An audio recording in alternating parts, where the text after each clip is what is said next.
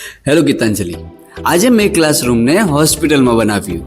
હું સ્ટુડન્ટ્સ યાની બાળકોને ભણાવતો હતો ફર્સ્ટ એડ, જેમાં આ એક્ટિવિટીથી બાળકોને કંઈક નવું શીખવા મળ્યું.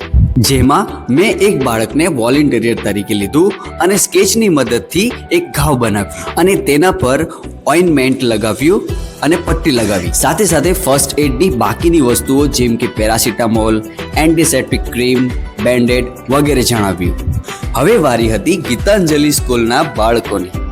જેવી જ રીતે મેં સ્ટુડન્ટને સમજાવ્યું, એવી જ રીતે બાળકોએ તેના પાર્ટનર સાથે ફર્સ્ટ એડ દેવાનું સ્ટાર્ટ કર્યું અને બેન્ડેડ પણ આપી.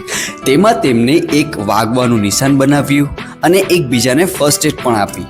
આવી જ પ્રેક્ટિકલ નોલેજથી બાળકો શીખે છે અને આ કોન્સેપ્ટથી બાળકો ઇઝીલી સમજી પણ જાય છે. અને આ એક્ટિવિટીને લર્નિંગ બાય ડુઈંગ કહે છે, જેમાં ગીતાંજલિના બાળકો રમતમાં શીખી જાય છે. અને હા, એક્ટિવિટી પૂરી થયા બાદ ક્લાસ હોસ્પિટલ જ લાગ્યો. તો આમ જ ગીતાંજલિના બાળકોને પ્રેક્ટિસ લર્નિંગમાં ફોકસ વધે, એ જ અમારી કોશિશ હોય છે. Thank you.